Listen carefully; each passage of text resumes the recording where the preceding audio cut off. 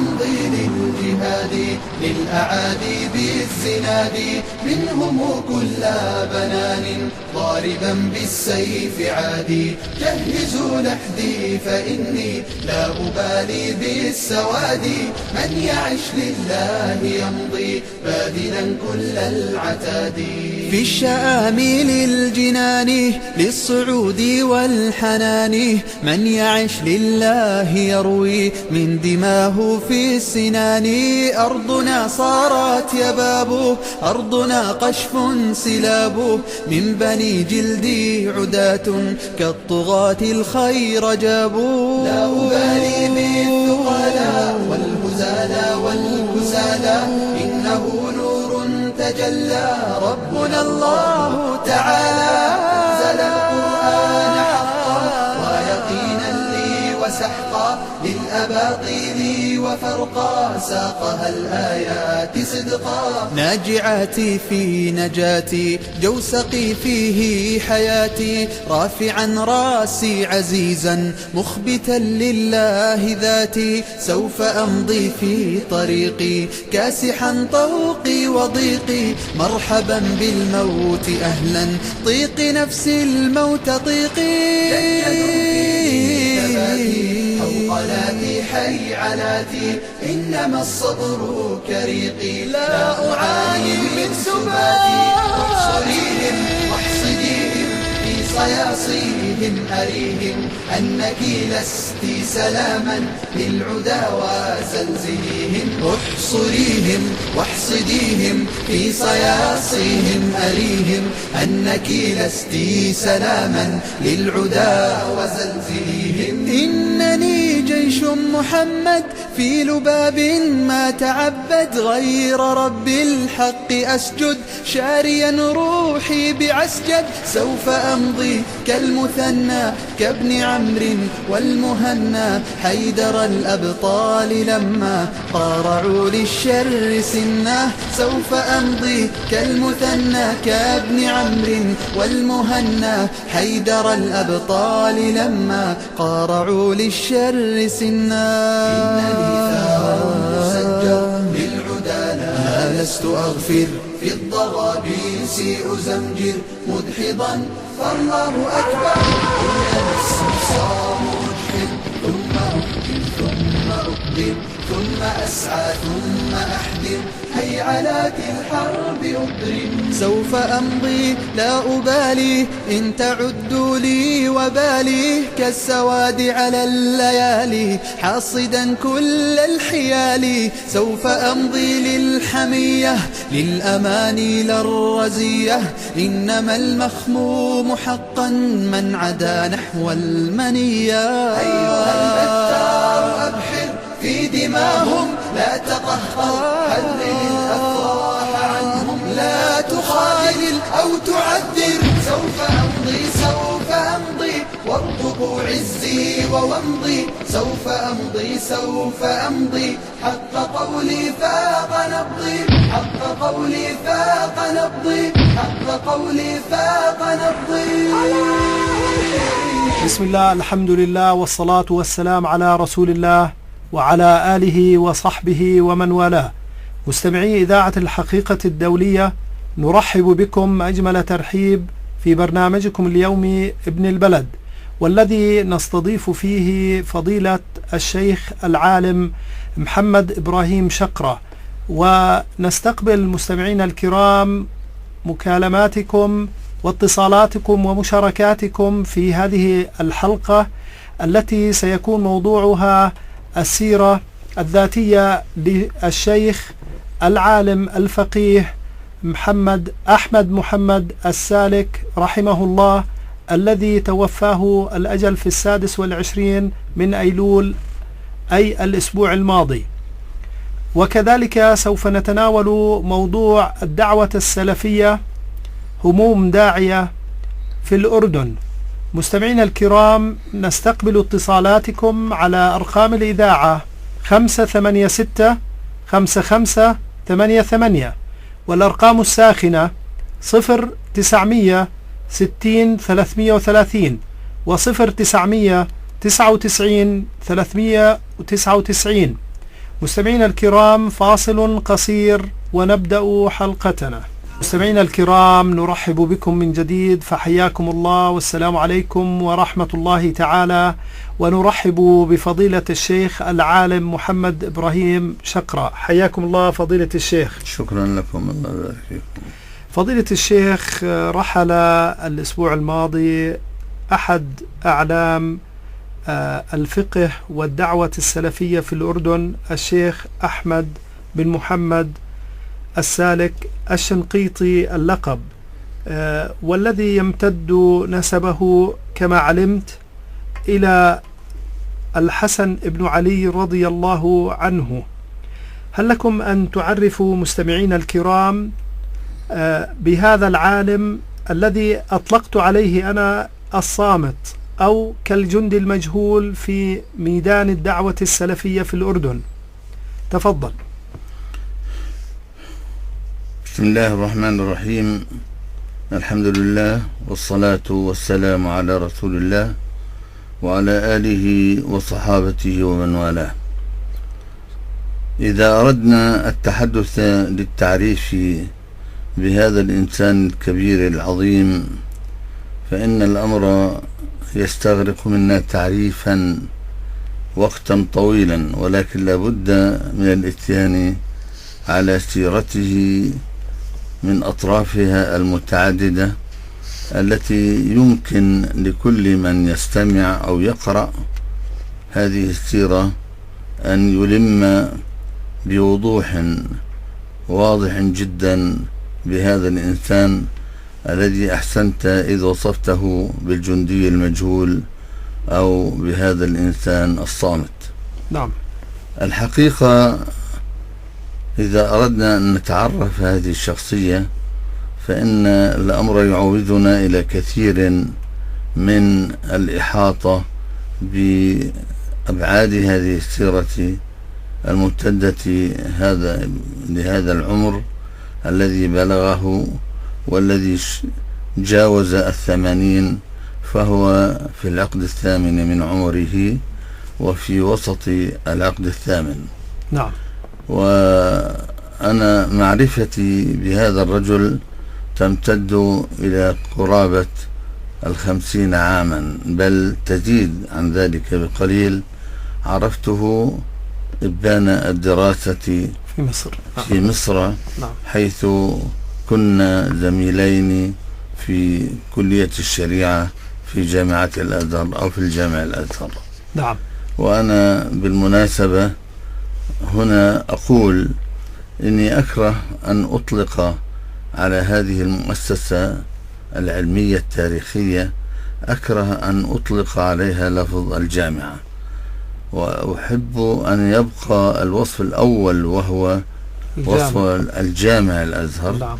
وهذا هو الوصف التاريخي الذي لا ينبغي أن يمس بأذى، لأن التغيير فيه بتغيير حرف أو إبداله أو زيادته نعم. هو شيء من التغيير على هذا التراث العظيم الذي هو الجامع الأزهر، أدامه الله وأبقى عطاءه للدنيا التي وسعته هذا الزمان الطويل البعيد. نعم. على كل حال أقول الشيخ أحمد السالك كما قلت هو ينتهي بنسبه إلى ذؤابة الشرف، والتي تنتهي أو تقف عند الحسن بن علي رضي الله تعالى عنه. هو من مكة، يعني كما هو معروف في نسبه، هو من ليس طبعا من مواليد مكة، إنما هو يعني ولد في تركيا حيث هاجر والده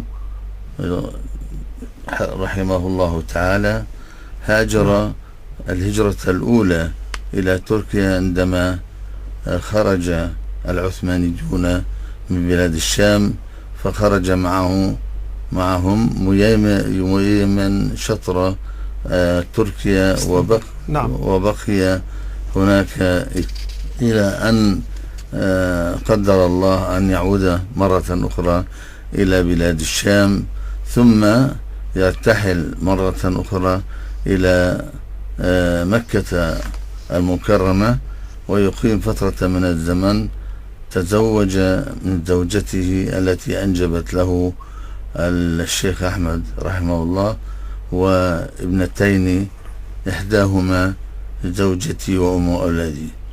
نعم. فبقي فترة ثم قضى الله عز وجل ما قضى فيه من موت في هذه الديار، فتوفي والده رحمه الله، توفي أيضا في الأردن منذ سنوات، وترك ولده وأسرته، تركهم جميعا، ثم قضى الله عز وجل أن يأتي بالموت على هذا الإنسان العالم الذي ظل طيلة حياته لا يريد أن يظهر للناس بعلمه ولا بفضله ولا بشيء يمت إليه من قريب أو من بعيد، وإنما ترك للناس أن يعرفوه بعلمه وفضله وأخلاقه التي ماز نفسه بها هذه المدة الزمنية الطويلة. فجزاه الله خيرا وأحسن إليه وبارك في علمه، علما بأنه يا أستاذ مروان نعم بأن الرجل لم يترك أثرا مكتوبا بيده من العلم إلا ما أبقاه طي الكتمان مؤهلا لأن يخرج للناس إن قضى الله أن يخرج وأن يظهر، وهو لم يكن يحب الظهور في أي شكل من الأشكال، لا بالكتابة ولا بالصوت ولا بالصورة، وإنما كان يمشي على الأرض هونا يصلي مع الناس، وكل علمه الذي بثه من ثنيات تلاميذه الذين كانوا يجلسون إليه ويسألونه ويكثرون السؤال عليه ويحملون الجوابات التي يجيبهم بها، يحملونها ثم يشيعونها في الناس بألسنتهم ما عرف عنه وغير ذلك.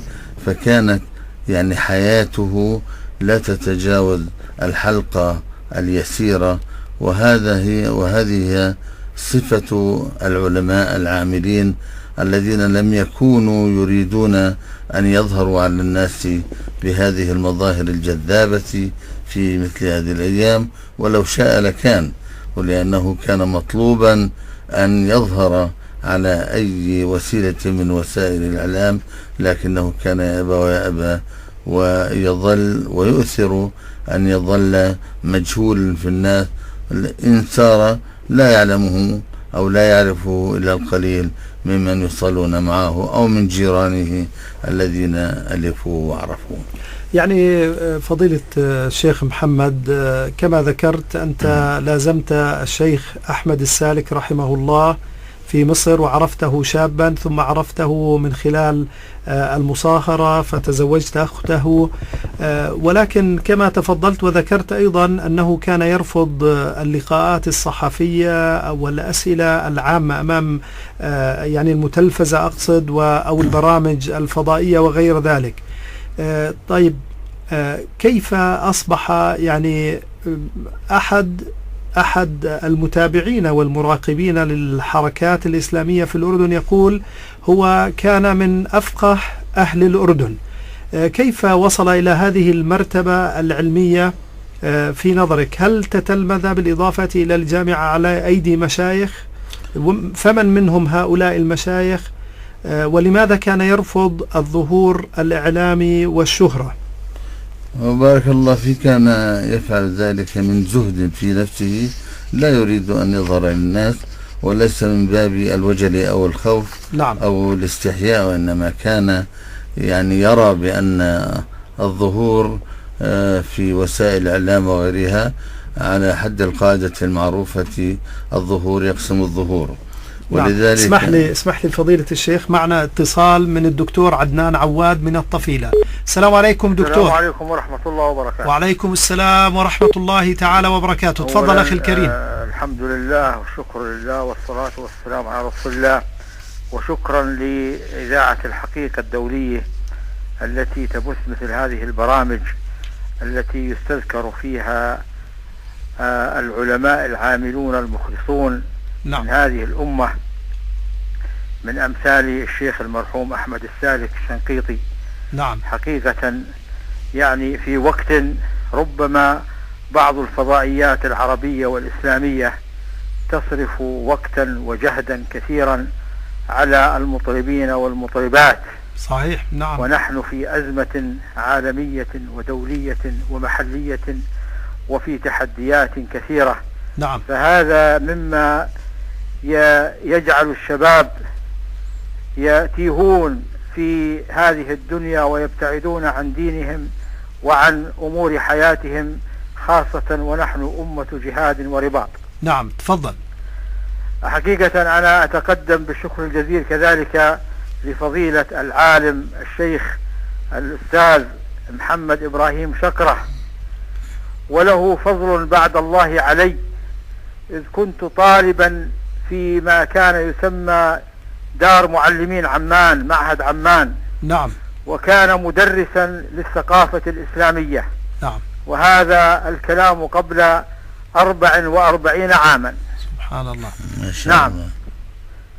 وكان يدرسنا الثقافة الإسلامية، وهو كذلك عالم جليل، ومنذ عرفته من ذلك الوقت وأنا حقيقة معجب بشخصيته الأستاذ هذا الدكتور أو الأستاذ الشيخ العالم الجليل محمد إبراهيم شقرة. أحسن الله. ولذلك يعني كما ورد في القرآن الكريم الطيبون للطيبات، الآن عرفت من خلال حديثكم أنه صهر لذلك العالم الشيخ الجليل المرحوم أحمد السالك. نعم. نعم. نعم. فهذا يعني كذلك يزيده ويزيدنا إن شاء الله تمسكا بهذا العالم. الله نعم. يحسن إليك. حقيقة يعني نحن نريد من الحقيقة دائما أن تستمر في بث مثل هذه البرامج إن شاء الله الطيبة. تعالى.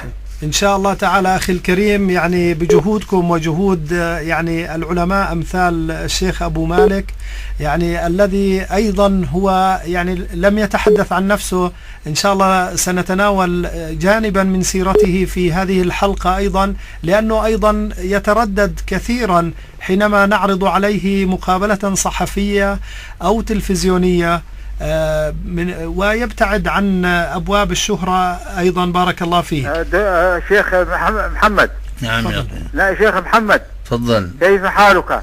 أحمد الله إليك. أنت كنت في معهد عمان. نعم نعم. نعم، ودرستنا عام 66. يا سيدي أسعد وأشرف. والله نحن يعني لا زلنا نذكر أنك دائما كنت يعني على هذا النحو عالما جليلا، منذ ذلك الوقت كنت تعلمنا الثقافة الإسلامية. اللهم اغفر لنا ما لا تعلمون، ونسأل الله أن يتجاوز عنا وعنكم ما لا تعلمون. وبارك الله فيكم وشكرا. حياك الله. إذا في عندك أي استفسار أو أي سؤال في هذه الفرصة المباركة الطيبة بوجود فضيلة الشيخ. عندي أنا يعني أريد أن أسمع رأي العالم الجليل في يعني الآن المسلمون يعني فيه اجتهادات واختلافات كثيرة.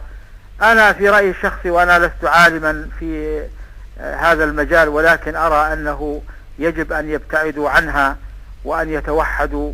فما رأي العالم الجليل؟ هذا سلفي وهذا سني وهذا شيعي وهذا كذا وهذا من التبليغ وهذا إخوان مسلمون وهذا كذا وهذا كذا. أنا في رأيي أن المسلمون أمة واحدة، ويجب أن يتحدوا خاصة في مثل هذه الظروف العصيبة التي يواجهونها، وهذه التفرقة والشرذمة يغذيها أولئك الذين الله سبحانه وتعالى وصفهم بأنهم لن يرضوا عن الإسلام وعن المسلمين. فلذلك يجب أن نتوحد. إن شاء الله تعالى تسمع دكتور عدنان الإجابة إن شاء الله في سياق الحديث بإذن الله تعالى. بارك الله فيك دكتور عدنان عواد من الطفيلة. نتابع حديثنا فضيلة الشيخ. يعني توقفنا حول من هم مشايخ الشيخ المرحوم أحمد السالك بإذن الله تعالى. أولا هو نشأ في بيت علم، والده رحمه الله نعم كان عالما، وكان من أوائل الذين أشاعوا العلم في هذا البلد. نعم. هو ومجموعة أخرى من أهل العلم وجلهم جاء من خارج الأردن. نعم. وكان منهم الشيخ المختار محمود الشنقيطي، وهو عالم اللغة الذي عرف عنه ما لم يعرف عنه من الإبداعات الشعرية والنثرية والتأليفات الدينية التي يصعب على غيره من مثلها، وذلك لأنه كان يحسن أو يجيد اللغة العربية بكل فنونها. هذا واحد من أولئك الأشياخ نعم. الذين أخذ العلم عنهم الشيخ أحمد السالك رحمه الله، ومن قبل أن يرتحل إلى الأزهر الشريف. وأنا أقول من حسن حظ هذا الرجل أنه كان قد تأهل وأخذ أقباسا من العلم كثيرة على يد هؤلاء المشايخ الذين ذكرت منهم الشيخ المختار الشنقيطي رحمه الله تعالى رحمه الله، وعلى يد أبيه أيضا تتلمذ، وهو أول شيخ له علمه وحفظه القرآن الكريم، ووقف على تربيته وعلى تنشئته التي ماز بها ولده، وظلت هذه الميزة الكريمة الشريفة ظلت هي سمته التي عرف بها بين أقرانه وإخوانه ومحبيه. اسمح لي فضيلة الشيخ، معنا اتصال جديد، الأخ محمد الصمادي من سويلح. السلام عليكم أخي محمد. السلام عليكم يا شيخ. عليكم السلام، تفضل. بدي أطلب وأناشد الدكتور محمد عبر إذاعة الحقيقة الدولية. نعم. وأترجاه وأستجير بالله، تحلف بالله رحمة وأسوة بالختيارية اللي موجودين أمام المسجد أن يفتح المسجد ويحوله إلى مسجد كما كان، وهو مسجد الموجود في الكمالية، أسوة ورحمة. نعم. بالختيارية. نعم. اللي تغلبوا الآن. أخي محمد، يا سيدي أخي الكريم، أنا مطلع على هذه المشكلة، ويبدو أن هناك في إشكالية يعني حول مسجد الكمالية، وأنا أعتقد أنه الشيخ حريص على الدعوة الإسلامية، وحريص على رفع الأذان، وحريص على مساجد الله، وبخاصة أنه هذا المسجد الذي أشار إليه الأخ محمد الصمادي مسجد في الكمالية أشرف على بنائه الشيخ الأخ أبي مالك، يعني ووضع ابنه يعني ليقوم مقام الإمام. ولكن هناك إشكاليات وخلافات شخصية،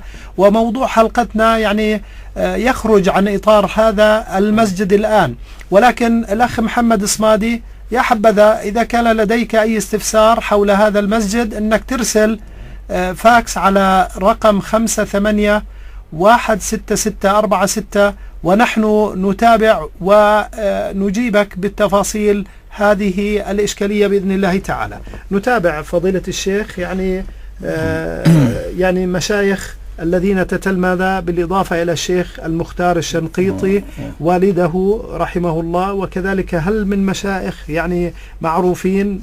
هو يعني والده رحمه الله عني به عناية خاصة. نعم. به وبشقيقتيه اللتين أنشأهما في هذا البيت العلمي الذي أعطاهما وأعطى أخاهما رحمه الله، أعطاهم الكثير من جهده. نعم. وكان ما من فن من فنون المعرفة التي ماز بها ربنا سبحانه وتعالى هذه الثقافة العظيمة، الثقافة الإسلامية، إلا أعطاه منها قدرا وافرا خرج وهي مجموعة في عيبته وفي جعبته بالشيء الكثير.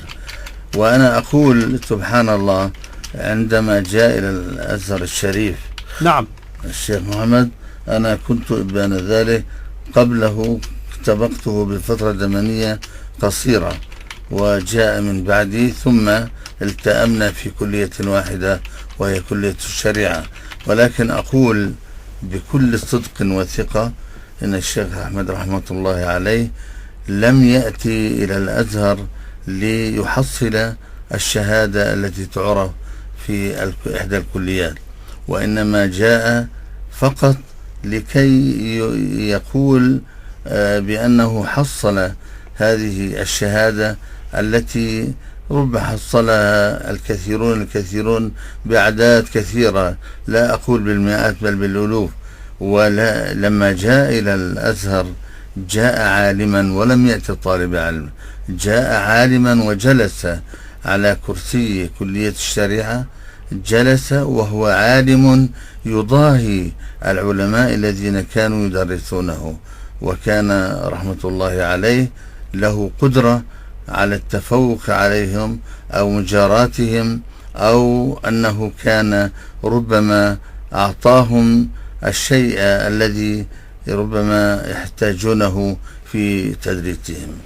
طيب فضيلة الشيخ، يعني هناك بعض الأسئلة وردتنا من الدكتور خالد الحايك. نعم. يعني يتساءل فيها بعض الأسئلة، يقول فيها الدكتور خالد الحايك: إذا كان الشيخ السالك رحمه الله من مؤسسي الدعوة السلفية في الأردن وهو لا يحب الظهور، فكيف ساهم في هذا التأسيس مع عدم معرفة العوام له ولا أهل العلم في خارج الأردن؟ والسؤال الآخر: ما هو تأثيره في بناء هذه الدعوة وكيف؟ طبعا ذكر الشيخ ما هي كتبه ومن هم تلاميذه، وهل هو مثل الشيخ الألباني لا تلاميذ له؟ وهذه الظاهرة عند دعاة السلفية عدم وجود التلاميذ، فكيف يمكن أن تنجح؟ يعني يبدو تساؤلات عدة للشيخ للدكتور خالد الحايك. يعني إذا كان الشيخ من مؤسسي الدعوة السلفية وهو لا يحب الظهور، فكيف ساهم في هذا التأسيس وتأثيره في بناء هذه الدعوة؟ أقول بارك الله عليك وعلى أخينا الحبيب الدكتور خالد الحايك. أقول الشيخ أحمد سالك نعم، ولعله يشركني في هذه المسألة بالذات، كان يكره أن تسمى الحركات بأسماء مختلفة متباينة. هذا كان أمر يكره جدا، وأنا معه في هذه المسألة، لأن المسلمين في هذا الزمان ليسوا في حاجة إلى كثرة الأسماء والتعاريف، ذلكم أن المسلمين الله تبارك وتعالى سماهم مسلمين. نعم. وقال إنما المؤمنون إخوة، وجعل الأمة أمة مسلمة. ولذلك انظر إلى قول الله تبارك وتعالى: إن هي أمتكم إن أمتكم أمة واحدة وأنا ربكم فاعبدون وأنا ربكم فاتقون. قال وصف الأمة بهذا الوصف العجيب الجامع الكبير الواسع، وقال إن أمتكم أمة وأمة واحدة وأنا ربكم سمى هذه الرسالة العظيمة الخالدة سماها بالأمة، والأمة اسم جامع لكل ما يتفق عليه من جمع في الأشخاص أو الذوات أو الأعلام أو غير ذلك مما يتفق عليه بالصفة الجماعة أو التي توصف بهذه الصفة. وإنما وصفها بهذه الأمة، قال أمتكم أمة واحدة، لكي تكون أقرب إلى القبول عند الأمم والشعوب الأخرى، وحتى لا يقال بأن هذه الأمة متفرقة. فكيف يمكن أن يقال أمتكم أمة واحدة ثم بعد ذلك يقال هذه الأمة المبعثرة، هذه الأمة المتناثرة، هذه الأمة المتفرقة؟ فالله تبارك وتعالى سمى الملة سماها بالأمة الواحدة، وما ذلك إلا كي يضفي على صفة الأمة صفة الجماعة والوحدة والقوة. نعم. ومن هنا كان رحمه الله تبارك وتعالى يقول هذه المقولة ويؤكد عليها ويقول لا يجوز لنا أن نتسمى بمثل هذا الاسماء. وبالمناسبة أنا كنت منذ أكثر من 20 عاما، من 30 عاما ربما، كتبت مقالة في صحف الأردن المحلية هنا، وهذه المقالة كانت بعنوان إنما هي أسماء فرقة فدعوها. ونشرت تقصد بأسماء الجماعات؟ أي نعم، نعم. إنما هي أسماء فرقة فدعوها. وأنا لو كنت يعني مؤثرا أمرا أن تتسمى هذه الأمة باسم لما زدت على الاسم الذي سماه الله تبارك وتعالى. فالشيخ أحمد رحمة الله تعالى عليه كان يرى هذا الرأي ولا يحب أن يضاف إلى الاسم العظيم الذي اختاره الله تبارك وتعالى وأضفى عليه صفة الإسلام أو الإيمان. كان لا يحب أن يضاف أسماء جديدة أخرى، لأن الأمة أو لأن هذا الاسم العظيم اسم الأمة أو الجماعة هو الوصف الذي ينبغي أن يحافظ عليه ولا يزاد عليه حرف واحد بل ولا حركة واحدة. ومن هنا أقول بأن هذا الجانب الذي كان فيه كان هو الذي يتبناه ويسعى إلى توكيده ودعوة الناس إليه وجمعهم عليه وبيان الأسباب التي كانت تحمله على مثل هذا الأمر الذي كان يدعو إليه. وأنا كنت أؤيده، وإن كنت يعني ظهر في الناس أن لي ظهورا واضحا في حياة الناس سواء كان داخل الأردن وخارج الأردن. نعم. أن لي نشاطا يسمى بالنشاط السلفي، والحقيقة ربما كان ذلك من الأخطاء، لأني وأنا أدعو إلى مثل ذلك كنت أنبه وأحذر إلى الأخطاء التي يمكن أن تقع، وقد وقعت فعلا نتيجة هذا الأمر، هذا التفرق والاختلاف والتباهي والغرور الذي أصاب الجماعات الإسلامية بعامتها، ولا أقول الجماعة السلفية بالذات، إلا أن الجماعة السلفية أو الذين سموا أنفسهم بالسلفيين إنما كان ذلك تحقيق أو كان ذلك تحقيقا لمراد أراده الشيخ ناصر الدين الألباني رحمه الله، لأنه كان له رأي في هذه التسمية، وهي أنه يجب على الناس الذين ينتمون إلى الإسلام في مثل هذه الأيام أن يتسموا بهذا الاسم، أن يقال الجماعة السلفية أو السلفيون، لأن هذا التميز ليس داخلا في حسابهم لأنه يريدونه لأنفسهم، وإنما يريدونه لكي يتباين الحق من الباطل. وهذا طبعا أنا ربما أخالف الشيخ ناصر رحمة الله في هذا، وأيد تأييدا كليا الشيخ أحمد السالك رحمه الله تعالى. طيب، التساؤل الثاني، لأنه في سياق ما نتحدث عنه، أنه هل كان للشيخ أحمد السالك رحمه الله تأثير في بناء الدعوة السلفية؟ ماذا تسمي أنت؟ هل تسميها دعوة أهل السنة والجماعة أم ماذا تسميها؟ أنا حتى أهل السنة والجماعة أنا لي رأي خاص نعم في هذه التسمية أيضا. أنا أقول أهل السنة والجماعة هذا الاسم أخذ يؤكل شيئا فشيئا، وقد مضغ على أفواه الذين ينتسبون إلى الإسلام بكليته. أنا أقول الله تبارك وتعالى سمانا المسلمين فقط. نعم. وأنت ترى في هذه الأيام أن هذا الاسم اسم السنة، أهل السنة والجماعة، أنه يقابل أيضا هناك هذا الاسم الكبير الذي عرف في العالم وهو اسم الشيعة أو التشيع. نعم. أو الرافضة. نعم. أنا أقول بأن هذه الأسماء لم يكن لها ذلك التأثير السلبي في حياة الأمة في القرن الأول، وإنما كان الأمة أمة واحدة، وإنما سميت الشيعة بالشيعة لأنهم كانوا يشايعون علي رضي الله عنه في أمر الخلاف.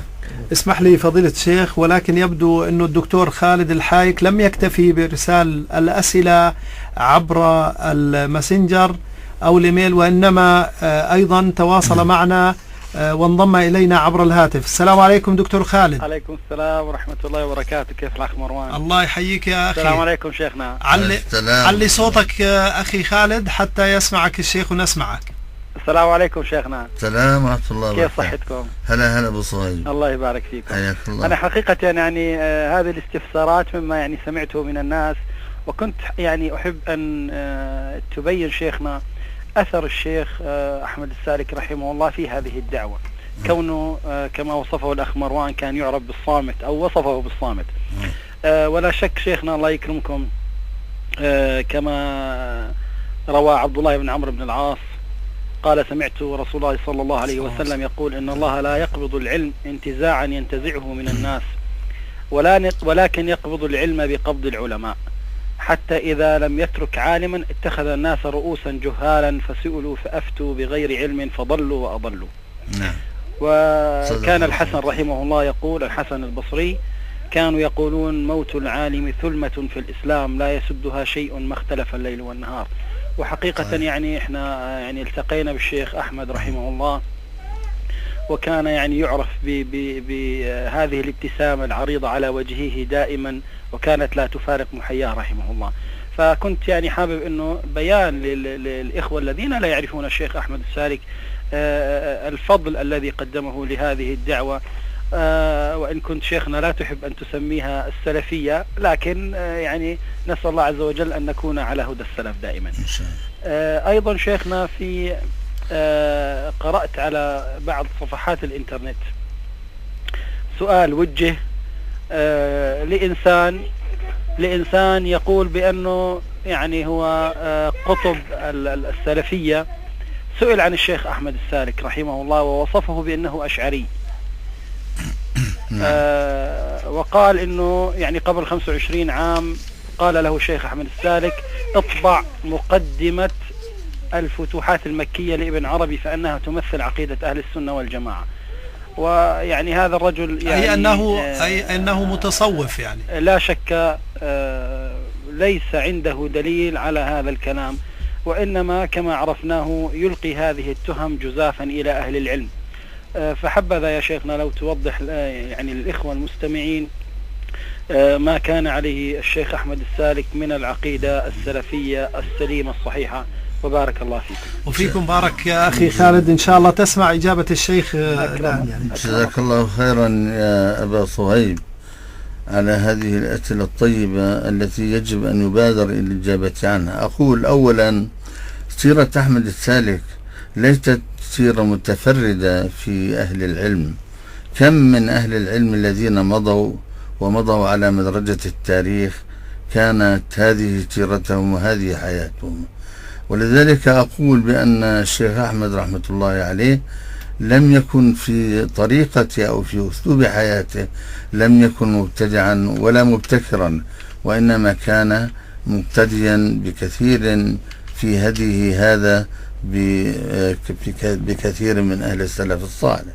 ولذلك أقول أن طريقته التي كان عليها وثبت عليها حتى آخر يوم من حياته كانت تمثل سيرة كثير من أهل السلف الصالح رضوان الله عليهم. وأنا لا أستغرب أن يكون ذلك أو هذه الطريقة أو هذا الأسلوب هو السبب الذي جعل الناس يتعلقون به ويقبلون عليه ولا يرون بديلا عنه حين يريدون أن يستفيدوا من العلم والمعرفة. فالذين استفادوا من علم الشيخ أحمد رحمة الله عليه استفادوا من طريقين: إما بالجلوس إليه وملازمته في المسجد الذي كان يصلي فيه، وهو أول مسجد أنشأنا فيه هذا الخط الذي كان يعرف بالخط السلفي، ولكن على الطريقة الهادئة المطمئنة التي لم يكن لنا منها إلا البلاغ. ورسول الله تبارك وتعالى وصف النبي عليه الصلاة والسلام أو قال فيه: إن عليك إلا البلاغ. لم يكن الرسول عليه الصلاة والسلام إلا مبلغا رسالة ربه، ولو أنه كما قال الله تبارك وتعالى في وصفه لم يكن يتجاوز هذه الحقيقة، لأن البلاغة هو الطريقة التي يمكن أن يثبت الحق فيها ويشيع في الناس ويعرف فيه. والشيخ أحمد رحمة الله عليه كان له جلساء في المسجد يجتمع إليه، وكان كل واحد منهم يأخذ ما يأخذ عنه من العلم ويخرج به إلى الناس لأهله وجيرانه وأحبابه وأصدقائه. فهذا هو الأسلوب الذي عرف في حياة الأمة السابقة. لم يكن هناك مثل هذه الوسائل، وإن كانت هذه الوسائل تساعد مساعدة كبيرة على نشر العلم، لكنه كان يزور بعيدا هو رحمة الله عليه، ولا يرى الظهور في الناس حتى لا يكون هو، وكان هذا يشير به إشارة واضحة أحيانا وخفية أحيانا أخرى، إن هذا الظهور يسبب انتكاسة أو يسبب ضمورا في حياة العالم، ولا يستطيع، لأن هذا يزهق البركة ويبعد عن المنفعة التي كان يسير في طريقها السلف الصالح رحمة الله عليهم. فكان هذا هو أسلوبه، وكان الذين يتتلمذون عليه كان كثير منهم لا يرى إلا مثل هذه الطريقة. وأنا بصراحة أقول إن من الذين أفادوا منه أبنائي جزاهم الله خيرا، أخذوا عني وأفدتهم إلى حد ما، لكن أفادوا من خالهم الله يرحمه ويجزيه خيرا، أفادوا منه فائدة كبيرة. وكان أولادي ما دائما كنت أنا أدفعهم وأقول لهم اذهبوا إلى خالكم. هذه الطريقة التي سلكها الشيخ أحمد رحمة الله عليه هي الطريقة التي نفعت، لأنه الطريقة المباركة الأولى التي عرفت في حياة الأمم. أما أن يقال عنه بأنه أشعري فحقا، وأنا أقول اسمح لي فضيلة الشيخ نجيب على هذا التساؤل، ولكن بعد فاصل قصير. الكرام، نرحب بكم من جديد، ونرحب بفضيلة الشيخ محمد إبراهيم شقرة. حياكم الله فضيلة الشيخ. توقفنا عند تساؤلين اثنين من الدكتور خالد الحايك، أجبت عن أحدهما حول أثر دعوة الشيخ أحمد السالك في الأردن، أما الشق الثاني والمتعلق بالشبهات أو التهم التي أحيطت بالشيخ بأن له علاقة بالعقيدة الأشعرية والتصوف، فلتفضل يعني بالإجابة عن هذا التساؤل. يا سيدي الكريم، أقول الأشعرية ليست عقيدة مذمومة، بل هي العقيدة التي يجب أن يبقى الناس عليها، لأن النسبة فيها إلى أبي الحسن الأشعري. نعم. وأبو الحسن الأشعري رحمه الله تعالى كان من جبال العلم في هذه الأمة. نعم. ولم يكن مع الجزء الأعظم من حياته ثبت على العقيدة التي عرفت في كتابه فيما بعد بالإبانة. نعم. عن أصول الديانة، وهذا الكتاب هو الذي يمثل حقيقة العقيدة الأشعرية التي نميت أو نسبت إلى أبي الحسن الأشعري. فأنا لا أدري يعني هل يراد الذم بها أو الطعن على أحمد السالك أو على أبي الحسن الأشعري. إن كان يراد الطعن فيها على أبي الحسن الأشعري فهذه عقيدته التي تسمى أو التي عرفت في كتابه المعروف بالإبانة عن أصول الديانة. وإن كان يراد بها الطعن على الشيخ أحمد السالك، فالشيخ أحمد السالك رحمه الله تعالى كان يعرف أن عقيدة أبي الحسن الأشعري هي العقيدة التي جمعها كتابه الإبانة. فإذا ماذا أقول أنا للمؤلف الذي كتب هذه العقيدة في كتابه هذا؟ وماذا أقول لواحد اختار أن يتعلم العقيدة أو يثبت العقيدة التي عرفت بعقيدة أبي الحسن الأشعري في كتابه؟ فأيهما يريد ذلك الذم أو القادح أو النائل من عقيدة أبي الحسن الأشعري؟ هل يريد أن ينال منها أم من أبي الحسن نفسه، أم يريد أن يلوي عنان قلبه الفاسد على الذم والطعن في الشيخ أحمد السالك رحمه الله تعالى؟ وأنا أقول الشيخ أحمد السالك عقيدته التي قلد فيها أبا الحسن الأشعري في كتابه الإبانة هي خير ألف مرة من عقيدة المرجئة وعقيدة عقيدة الضلال التي غرق فيها القوم فيما بعد، فصارت هي العقيدة التي لبثوا لها ثيابها المزخرفة المزركشة والتي كسبوا بها المال، بل إنهم صار لهم وجود ظاهر في حياة الناس بالثراء الجم الذي يعرفوا به. أحمد السالك خرج من الدنيا وليس معه إلا القلم الصغير من الرصاص الذي كان يمسك به بين طرفي إصبعيه ليكتب ما يريد أن يكتب. أما بارك الله فيك على هذا التوضيح. يبدو معنا اتصال جديد من الأخ فريد هاشم من الرصيفة. السلام عليكم أخي فريد. أخ فريد، أخي فريد ما زال على الخط، يعني الأخ فريد. السلام عليكم أخي فريد.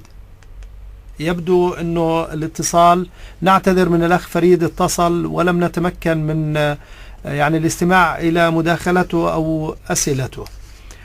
طبعا يعني إذا أنت لا تستبعد أن يكون الشيخ أحمد السالك له ارتباط بالعقيدة الأشعرية، وليس من باب الذم كما تفضلت، وإنما هذه هي عقيدته التي هي عقيدة الأمة يا نعم شيخ، التي تعبد الله بها. نعم هي عقيدة الأمة التي يعني قالوا أنا أبو الحسن رحمة الله عليه، أبو الحسن الأشعري، كانت هذه عقيدته وهي التي مات عليها وهي التي دافع عنها وهي التي شاعت في الأمة. هات لي عقيدة أصوب من العقيدة التي تنسب إلى أبي الحسن الأشعري، إنها العقيدة نفسها التي مات عليها ابن تيمية وابن القيم وهؤلاء الجهابذة العظام الذين ماتوا على مثل عقيدة أبي الحسن. نحن يجب أن نفرق، يعني نحن نعلم كل عالم من هذه الأمة أصاب في أول حياته وأخطأ، ولكنه ثبت على الصواب في آخر حياته. فلذلك يجب أن نباين بين الأمرين، الأول والآخر، الأول والثاني، ونوضح للأمة بأنه ليس من همنا أن نطعن على علماء السلف والأمة الذين مضوا، وإنما علينا أن نبين الفرق بين الصواب والخطأ، بين الحق وبين الباطل، بين ما كان عليه وبين ما صار إليه، لأن ديننا يفرض علينا أن يكون منا من يكون لسان دفاع عن هؤلاء الذين أبقوا على سلامة الدين فيما بعد. أنا بعدين حتى يعني مثلا ابن عربي رحمه الله تعالى، وأنا أقول يعني هل ابن عربي الذي عرف وفي يعني مدفون في دمشق، هل نستطيع أن نقول بأن كل كلمة قالها أو كل كتاب أو فقرة كتبها، هل لا يمكننا أن نستخلص من كتبه التي كتبها حتى على ما فيها من الباطل وفي ما فيها نعم. هل نستطيع أن نجزم وأن نقول بأن كل كتب ابن عربي هي كتب فاسدة وفيها الضلال فحسب، أو نستطيع أن نستخلص؟ لماذا لا نعكف على كتب هؤلاء الذين يطعنون على العلماء السابقين حتى وإن كان منهم ابن عربي رحمه الله؟ هل لا يستطيعون أن يستخلصوا من كتب ابن عربي بعض علمه الذي أبقاه فيما بعد، ونقول للناس هذا موجود في كتب ابن عربي، بدلا من أن نطعن وأن نسب وأن نقدح وأن نذم؟ لماذا؟ نعم. طيب فضيلة الشيخ، يعني أنت ذكرت مسألة الإرجاء ووصفت بعض من تحدثوا بحق الشيخ أحمد السالك بأنهم مرجئة. ماذا تقصد بكلمة مرجئة لو سمحت؟ هذه يعني هذه العقيدة هي تنقلت في مراحل 3 أو 4. يعني بدأت هذه العقيدة، عقيدة الإرجاء، بدأت بشيء سهل يسير لا يمكن أن يلتفت إليه، وهذا الشيء الذي بدأت به أن الإيمان، في هناك الإيمان، والإيمان له شرط يجب أن يتوفر فيه. هذه العقيدة السليمة التي يجب أن يموت عليها الإنسان المسلم.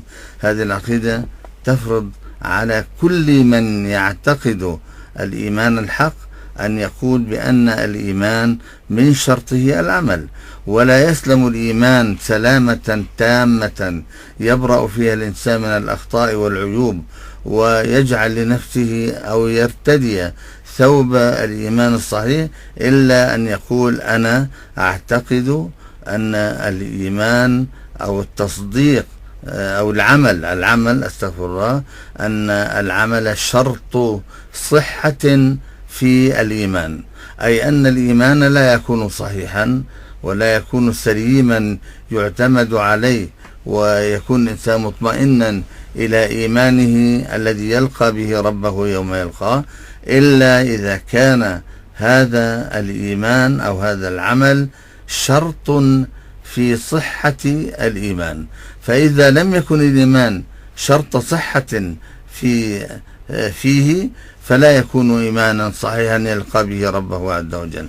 أما الذي يقول بأن الإيمان أو بأن العمل شرط كمال، يعني هذا الإيمان الذي هو شرط كمال أو هذا العمل إن عمل به الإنسان فذاك، وإلا فلا حرج عليه. بل إن هذا جر إلى أمر أسوأ بكثير من هذا، حيث أن كثيرا من الناس أو من أهل الإسلام جعلوا العمل ليس شرطا لا في كمال ولا في صحة، وإنما قالوا بأن الإيمان أو العمل شرط معرفة، يعني لا يشترط إلا أن يعرف بأن العمل شرط معرفة فقط، يعني لا يزيد على ذلك. وهذه مصيبة الطامات التي وقع فيها كثير من المسلمين، وهذه مصيبة إذا وقع فيها الإنسان يعني فهو قد وقف على حد الكفر الذي إذا تحرك يمينا أو شمالا وقع في حفرة جهنم. فيكفي للإنسان أن يقول أنا أعرف بأن العمل شرط معرفة فقط، أو لا يشترط فيه لا شرط كمال. الذي يقول شرط كمال نحن نقول عنه بأنه على كبة الضلال، فكيف بالذي يقول بأنه يكفي فيه المعرفة؟ هذه مصيبة. ولذلك أقول بأن العمل ليس شرط كمال ولا يكتفي فيه المعرفة فحسب، بأن هذا هو الضلال. لا بد أن يكون هناك شرط العمل شرط صحة، وأما من يقول غير ذلك فهذا بلاء. وأنا أقول لهؤلاء الذين الآن يتمرغون عند أعتاب الذين يتكسبون بأموالهم ويكفيهم ذلك، نقول لهم بارك الله لكم في ما تقولون، هذا عمل من أعمالكم. المال الذي تتكسبونه من وراء مثل هذه العقيدة لدى كثير من الذين يعني تودون مودتهم وتودون أن يكونوا من ورائكم ومن أمامكم يغدقون عليكم ويعطونكم. نقول هذه الأموال التي يأخذونها خذوها وهي لكم خالصة، لكن أن تفسدوا عقيدة المسلمين وأن تقولوا بأن العمل ليس شرط صحة في الإيمان، فهذا لنا ديننا ولكم دينكم. وكم نود لو كان لكم دليل واحد على ما تقولون، لكن لا دليل لكم على الإطلاق. صحيح فضيلة الشيخ، لأن الإيمان ما وقر في القلب وصدقته الجوارح بالعمل. طيب فضيلة الشيخ، أيضا ما موقف ما أسميتهم المرجئة من الكبائر وكذلك من العمل السياسي، لأنه أنا أعتقد هذا إحدى أسباب الخلاف بين المدارس السلفية حول الإيمان من الناحية العقدية وكذلك الكبائر، وهناك اختلاف في استراتيجيات التغيير وكذلك من طريقة العمل السياسي. أنا أقول بارك الله عليك، هذا التفرق الذي حدث هو من عدم وضوح الوضوح العلمي لهذا الأمر أو لذاك. نعم. ولو كان هناك دراسة علمية صحيحة، وهي الحمد لله موجودة، وبخاصة في مثل كتاب ابن تيمية رحمه الله تعالى، وهو كتاب الإيمان. هذا من أعظم الكتب في تاريخ الأمة التي ألفت في هذا الموضوع بالذات، وكذلك كتب ابن القيم رحمه الله تعالى. ومن الكتب الحديثة التي كتبت وألفت الشيخ الدعوة السلفية الذين عرف منهم على رأسهم الشوكاني ومحمد بن عبد الوهاب رحمهم الله تعالى. فلماذا يعني نجتهد؟ ثم أقول شيء آخر، إنهم يعني هؤلاء أساءوا في تصوراتهم أو في طرح موضوعاتهم العلمية التي تبنوها، أساءوا إلى الشيخ الدعوة السلفية الذين عرفوا في الجزيرة وفي غير الجزيرة، علما بأن تراهم أو تسمعهم عندما يتكلمون يقولون إننا أتباع هذه المدرسة أو تلاميذ هذه المدرسة. فلماذا لا يكون لهم التزام بالخط السلفي الذي عرف أو عرف الناس به الشيخ هذه الدعوة في العصر الحاضر وفيما قبله؟ لماذا؟ هل يكتفون بأن يسيئوا إلى الشيخ ناصر رحمه الله تعالى، وهو من الشيخ الدعوة السلفية؟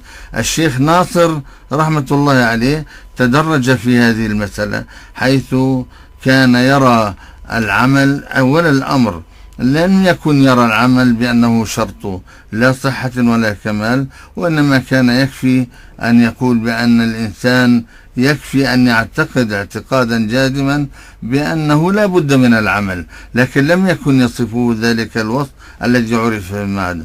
اسمح لي فضيلة الشيخ نتابع هذه النقطة، ولكن معنا اتصال من العقبة، الأخ صبحي ذيب. السلام عليكم أخي صبحي. أخي صبحي، السلام عليكم. تفضل أخي صبحي. يبدو معنا اتصال آخر عاد إلينا من جديد، الدكتور خالد الحايك. السلام عليكم دكتور خالد. السلام ورحمة الله وبركاته. ارفع صوتك أخي الكريم، تفضل. السلام عليكم. وعليكم السلام. كيف حال شيخنا؟ هلا الله يبارك فيك. جزاكم الله خير شيخنا على هذا البيان، لكن أريد أن يعني أنبه إلى مسألة، وهي كلامكم شيخنا عن مسألة الأشعري وكتاب الإبانة. هذا يعني حق، ما في كلام، لكن هناك من يعني يتربص بأهل العلم وبالعلماء فيقتطع ويجتزئ الكلام، فلعله يأتي ويقول والله إنه الشيخ قال كذا وكذا. لكن ماذا تقصد أخي خالد؟ يعني عندما قال الشيخ حفظه الله شيخنا الشيخ أبو مالك إنه الأشعرية هي يعني عقيدة الأمة، والشيخ وضح إنه هذا المقصود في ما كان عليه الشيخ أبو الحسن في كتاب الإبانة. نعم. وهذا حق، لئلا يأتي بعضهم ويجتزئ الكلام ويسحب هذا على المذهب الآخر الذي نسب للأشعري وهو مذهب التأويل. ولا يخفاك التأويل وما يتعلق بالصفات أيضا. أي نعم. لا يخفاكم أنه كثير من محققي الأشاعرة فيما بعد مثل الباقلاني والآمدي وغير هؤلاء إنما تبنوا مذهب الأشعري في مسألة تأويل الصفات. لذلك أنا فقط يعني أريد أن أقول لهؤلاء الذين يستمعون أن لا يأخذوا كلام الشيخ حفظه الله ويفهموه على غير المراد وينسبون للشيخ أشياء لا يقول بها. جزاك الله خير يا أبا صهيب. بارك الله فيك على هذا التوضيح. وأنا سبحان الله كنت يعني أود أن أسأل الشيخ، لأنه الخلاف يعني حول مسألة التأويل والأسماء والصفات يعني. ولا صحيح. لا يخفاك أستاذ مروان ولا يخفى على شيخنا أن هناك من المنتسبين للمذهب الأشعري بل من الكبار نفى نسبة الإبانة إلى أبي الحسن الأشعري، صحيح لأنه صحيح. يوافق مذهب الإمام أحمد، لأنه كما نقل عن الإمام أبي الحسن أنه كان يقول أنا على مذهب الإمام المبجل أحمد بن حنبل. نعم نعم وهم صحيح. يعني ينكرون هذا وينكرون نسبة هذا الكتاب، فأردت بس يعني فقط التوضيح لهؤلاء. أحسن الله إليك. وقد عهد منهم أنهم يأخذون كلام الشيخ ويقتطعوه ويجتزئوه وينسبون إليه أشياء، وهذا سبحان الله من يعني الحسد الذي أكل قلوبهم وصدورهم. بارك الله فيك أخي خالد، وإن شاء الله يعلق الشيخ على ما تفضلت به حتى يزداد التوضيح من فضيلة الشيخ أبي مالك، ولكن بعد فاصل، حيث أشار إلي الكنترول بوجود خبر عاجل سيقرأه الزميل خالد خطار الذي سينضم إلى الاستوديو الآن. مستمعين الكرام، وقفة قصيرة مع الزميل خالد خطار في خبر عاجل لا أدري ما تفاصيله، ولكن نعود إليكم ونتابع حوارنا وحديثنا الطيب المبارك مع فضيلة العالم الشيخ محمد إبراهيم شقرة، فابقوا معنا. مستمعين الكرام، نواصل معكم حوارنا وحديثنا الشيق الطيب المبارك، وهذه فرصة فعلا ثمينة أن نستضيف عالما جليلا مثل أبي مالك فضيلة الشيخ العالم محمد إبراهيم شقرة. ومعنا اتصال من الأخ أبو نذير من عمان. السلام عليكم أخي أبو نذير. هلا مرحبا، كيفك؟ الله يحييك أخي أبو نذير، تفضل. الله يحييك، الله يسلمك وسلم الشيخ شقرة. يعني الشيخ أبو شقرة معروف وله أعمال خير كثير، فأنا حاب أسأله سؤال بالله إذا كان هو موجود معي مباشرة. هو على الهواء الآن ويسمعك، تفضل أخي. نعم يا سيدي، هلا بدي أسأل سؤال الشيخ. يا شيخ. نعم. الله يعطيك ألف عافية. الله يعطيك العافية. ألو. تفضل، يسمعك الشيخ، تفضل اسأل. اسمعني الشيخ. نعم. يا شيخ أنا بدي أسألك سؤال هيك على الهواء مباشرة. تفضل. مسجد المصطفى مين بناه؟ أخي الكريم أبو نذير، أنا سألتك هل الموضوع يتعلق، أنت قلت لي حول الدعوة السلفية، ولكن أخي دعني أوضح مسألة. الآن أنا سأجعل الشيخ سأسأله، وإن شاء الله الإجابة ستكون وافية حول مسجد المصطفى في منطقة الكمالية بإذن الله تعالى. أخي أبو نذير، وكذلك العديد من الاتصالات وردتنا حول شبهة أنه الشيخ منع الصلاة في هذا المسجد، وأنا سأسأل الشيخ الآن لأنه من حق المواطن وأن يعرف هذه الإشكالية التي حصلت حول مسجد المصطفى صلى الله عليه وسلم في الكمالية. هناك كثير، بعض الناس تبرع بالأرض والآخر تبرع بالمال لبناء المسجد، والشيخ كان أحد المشرفين على بناء هذا المسجد، وسيوضح طبيعة هذا الموضوع، ولكن في نهاية الحلقة بعد أن نستكمل المحاور التي سنغطيها حول الدعوة السلفية في الأردن، فلا تستعجلوا مستمعين الكرام حول هذا الموضوع بإذن الله تعالى. وكذلك علمت من الدكتور زكريا أنه بعض الإخوة من حي الكمالية سيقومون الآن بزيارة الحقيقة الدولية للاجتماع مع الشيخ محمد إبراهيم شقرة لحل هذه الإشكالية إن كان هناك إشكالية بإذن الله تعالى. أعتذر منك أخي أبو نذير لأنه اتفقت أنا وأنت أن تتكلم عن الدعوة السلفية وليس عن المسجد. معنا اتصال جديد من الأخ صبحي الخطاب من العقبة. السلام عليكم أخي صبحي. عليكم السلام. تفضل أخي صبحي. والله بدي أشارك عشان المرحوم أحمد السالف. تفضل، الشيخ يسمعك وتفضل، إيش مشاركتك؟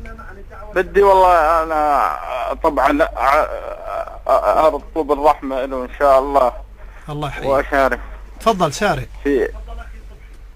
ألو. نسمعك يا أخي أحمد، تفضل يا أخي صبحي. نعم يا أخي. تفضل. بدي أحكي مع الشيخ يسمعك أخي الكريم. السلام عليكم. عليكم السلام ورحمة الله وبركاته. كيف الحال يا شيخ؟ يا أخي احنا من اطلب الرحمة له الشيخ، لا هو ووالده وجميع أهل الشيخ الكرام، الله يبارك فيك، ونطلب له الرحمة. هو رفيق الشيخ عبد الله العزب الله يرحمه. آمين. كان بالهاشم. صدقت والله. وما شاء الله عليهم من أهل التقوى. الحمد لله. والله العظيم انهم من الشيوخ الكرام اللي اتوا الى الاردن، والحمد لله في هدايه للناس كلها. الحمد لله. نعم. وهم من سلالة الرسول عليه الصلاة والسلام صلى الله عليه وسلم. هل في سؤال أخي صبحي؟ أخي أنا والله ما في سؤال، لأني بعرفهم كل العرف والحمد لله، وهم من الناس الطيبين الكرام. الله يجزيك الخير وبارك الله فيك على هذه الشهادة التي نعتز بها بإذن الله تعالى. طيب فضيلة الشيخ، نحن توقفنا على موضوع المرجئة وتحدثنا حول يعني حول اختلافهم أو انحرافهم في مفهوم الإيمان بأنه لا يشترط العمل، وأن العمل شرط كمال ومعرفة. وكذلك بينت فضيلتكم يعني موقفهم من الكبيرة أو الكبائر، وبقي العمل السياسي، يعني لأنه كما ذكرت لك أن السلفية أو ما تعرف عليها إعلاميا وأكاديميا أن هناك في حركة سلفية وهي على مدارس عدة. أنت كيف تعرف السلفية بالمفهوم المعاصر؟ يعني أولا اسمح لي فضيلة الشيخ أخذ اتصال قبل أن تجيب على هذا التساؤل، لأنه يعني الاتصالات أحيانا تنقطع الخطوط ونحب أن نستمع إلى مشاركات المستمعين الكرام. معنا أبو علاء الخلايلة من الزرقاء. السلام عليكم أخي أبو علاء. عليكم السلام ورحمة الله وبركاته. تفضل أخي أبو علاء. أنا بسلم عليك وعلى الشيخ الصحيح الشيخ أبو مالك شيخنا في الأردن. الله يحييك. وبسأل عن صحته، وإن شاء الله ربي عز وجل يكون بصحة جيدة. الله يبارك فيك يا أبو علاء. الله يحييك يا شيخ. بس بدي في موضوع الخلافات بين خلينا نقول طلبة العلم السلفية. نعم. وفي مسائل العبادات، يعني في موضوع الجمع في الشتاء، مسائل العبادات الكثيرة. نعم. يعني ما ممكن انه يكون في اجتماع للعلماء السلفية سواء في الأردن أو في المنطقة كاملة، ويتفقوا على خلينا نقول دليل واحد يكون القوي، الدليل القوي، ويجتمعوا على هذا الرأي. إذا سمحت بارك الله فيك شيخ. إن شاء الله تسمع الإجابة خلال الحلقة بإذن الله تعالى. على الرغم من أنه الخلاف في مسائل أو الاجتهاد في مسائل العبادات يعتبر من التيسير على أمة المسلمين. قبل أن نجيب عن هذه الاتصالات أحب أن أذكر الأخ أبو الصهيب. نعم. الدكتور خالد. نعم. أقول له أني ما وقفت عند كتاب الإبانة عن أصول الديانة لأقول بأنه هو الذي يعبر تعبيرا شاملا كليا يتتبع فيه كل ما كتب أو يراد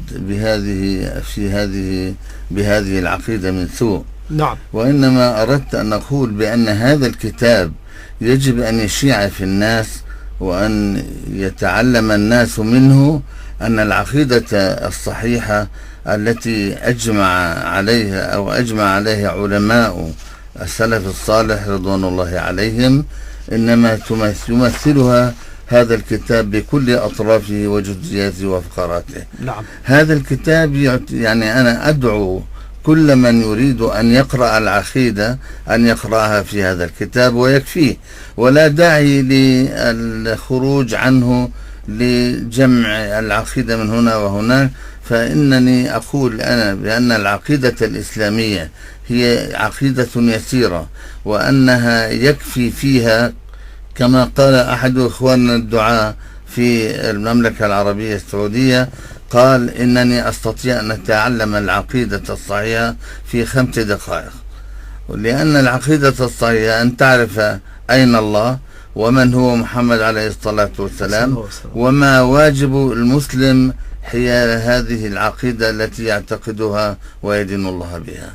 هذه العقيدة الصحيحة، ولذلك ما في داعي لكثرة الحديث فيها والشط من هنا وهناك، وأن يقول والله فلان عالم بالعقيدة. العقيدة لا تحتاج إلى كثير من العلم، وهذه التي أدخلت الجزئيات الكثيرة والأقوال الكثيرة التي أدخلت على أطراف هذه العقيدة، هذه الحقيقة أريد بها أن يساء إلى عقيدة الإسلام.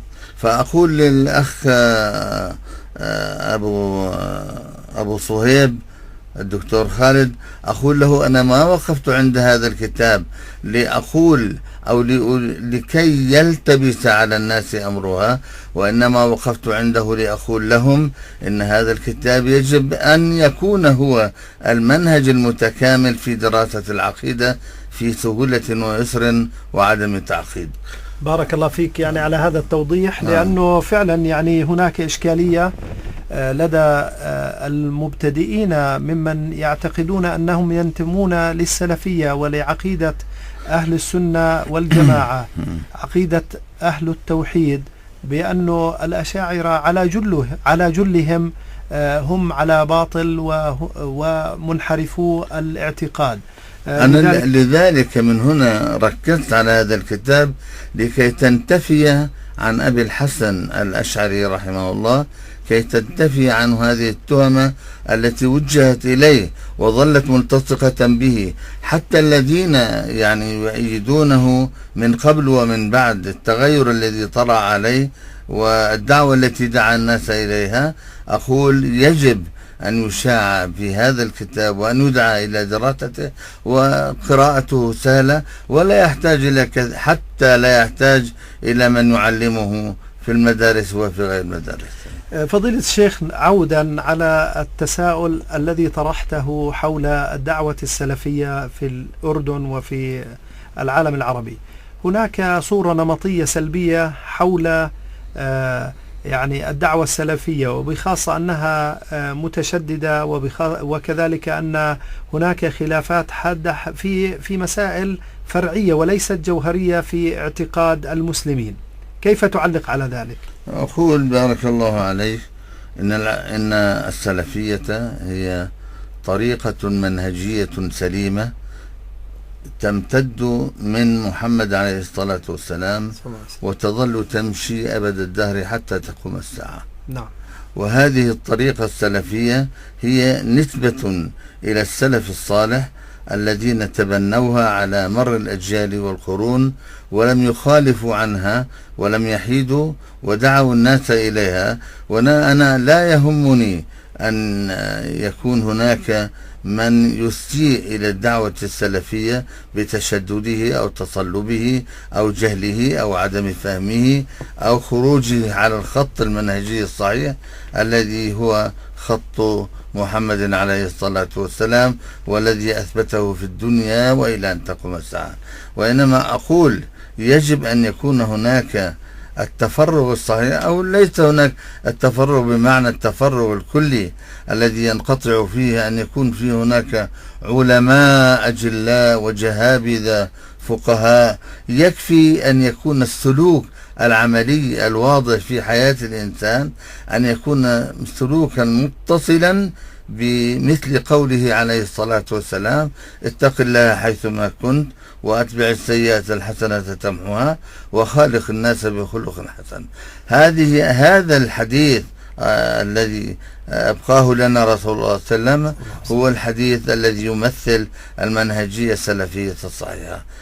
ولسنا في حاجة إلى كثرة هذه الكتابات التي تواردت وتتوارد، وفي كل يوم يظهر لنا شيء جديد، اللهم إلا إن كان هناك بيان للخفايا التي قد تظهر بين الفينة والفينة على الساحة العلمية التي يختلف في جزئياتها، وأيضا حتى في الكليات التي نعرفها.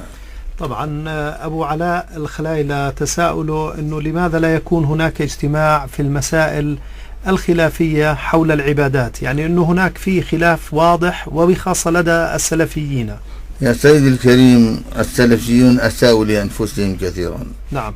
ومن هذه الإساءات، وأنا كنت يعني دائما أقول للإخوان، أقول لهم لا ينبغي أن نكثر من التواليف التي تملأ الساحة، ولربما الإكثار منها كان سببا في تفرق الجماعة. نعم. كنت أقول لهم من أراد أن يؤلف كتابا، قبل أن يؤلف هذا الكتاب يعرضه على نخبة من طلاب العلم الذين يظن فيهم الخير، ويقال بأنهم من الجماعة الذين يحسنون المنهج السلفي في الدعوة إلى الله عز وجل. فوجدت من هذا الطرح أو من هذا الكلام الذي عرضته على بعض الإخوان الذين كنا نظن فيهم الظن الحسن، وجدت فيهم إعراضا وتهما لا يدين الشيطان بها. كان طبعا ظنوا الظنون السيئة، وقالوا بأني أريد أن أستحوذ عليهم وأن أمنع أقلامهم من الكتابة، ولا والله ما قصدت إلى ذلك وما خطر في بالي، وإنما أردت أن أقول لهم يجب أن يكون هناك اتفاق عندما يخرج كتاب أن يكون هذا الكتاب ليس متكررا وليس فيه الجزئيات التي في الكتاب الذي قبله، وهكذا حتى لا يكون هناك اختلاف وتضارب وتضاد في الآراء أو في الأحكام التي تتبنى في مثل هذه الرسائل والكتب. ولكن وجدت الأمر يكون فيه البلاء المر الذي لقيناه فيما بعد، وعلمنا بأن كل من يكتب أو يريد أن يكتب لا بأس أن يكتب سواء كان خطأ أو صوابا. وهذا الذي وجدناه فيما بعد، وجدنا طامات تقع وتظهر في الكتب التي تؤلف، ويقول كل واحد منهم أنا وأنا فحسب. لذلك من هنا يجب أول شيء أنا أقول للأخ أبو علاء الخلايلة، وهو من خيرة الإخوان الذين أعرفهم، أقول له أولا وقبل كل شيء يجب أن يتجرد هؤلاء الذين يكتبون ويشيعون في الناس كتاباتهم، يجب أن يتجردوا بالإخلاص الذي في قلوبهم ويضمرونه، لا بعداوات تشخص أمامهم لتقودهم هنا وهنا إلى حيث يزيد الشيطان من بلاء عداواتهم أولا. ثم ثانيا أن يكون التمكن العلمي هو الصفة أو السمة التي يتحلى بها هؤلاء، وأن يكون التعاون والتشاور، وأن يكون كل واحد منهم يريد وجه الله بهذا العلم، لا يريد التكسب بالمال. وإذا أردنا التكسب بالمال فهذا أمر يمكن أن يكون في الورش وفي العمارات وفي التجارات وفي الأسواق، أما أن يكون التجارة بالعلم كما نرى فهذا هو البلاء الذي لا يبارك فيه بعلم يكون بقلم أو بلسان أو بعقل. ولذلك يجب أن يتخلص السلفيون من إعمار قلوبهم بالطمع في المال وحب الدنيا والجري وراءها، فإذا أسقطوا هذا من حساباتهم بدأوا يسيرون في الطريق الصواب. أما أن يكون أول ما يخط الواحد، وأنا رأيت بعض الشباب الذين ألفوا في الصلاة وفي الصيام وفي الحج، ووقفوا على المنابر يلعنون ويسبون الناس، وبخاصة أمثال الدعاء الذين قدموا أرواحهم ودماءهم في سبيل الله عز وجل، رأيناهم يتهمونهم بأسوأ ما يتهم به أناس لا يعرفون حق الله فيهم. هذا ثالثا. أما رابعا فيجب أن يكون بغيتهم أول ما يجب أن تكون أن يكون نفع الناس بما يكتبون، وأن يتفقوا على مظان الأمور التي يكون فيها الاختلاف. أما أن لا يكون هناك اتفاق فهذا هو التفرق الذي حدث في الأمة، وبدأ في الأمة كلها وشاع في الأرض. والآن كل جماعة أو كل كما وصف الله عز وجل في قوله كل حزب بما لديهم فرحون. أنا أقول أعجب للسلفيين الذين يقولون نحن ونحن أرباب العلم والمعرفة والدعوة إلى الله، ونحن أرباب الطريقة التي شرعها النبي صلى الله عليه وسلم للأمة. وأنا والله لا أرى من هذه الطريقة التي يدعونها ويلتمسون العذاب عندها، لا أقول يلتمسون الجنة، يلتمسون العذاب عندها بما يقدمون للناس من خلافات ومن تفرق ومن إيقاع بينهم بهذه الخلافات التي اسمح لي فضيلة الشيخ، يعني حان الآن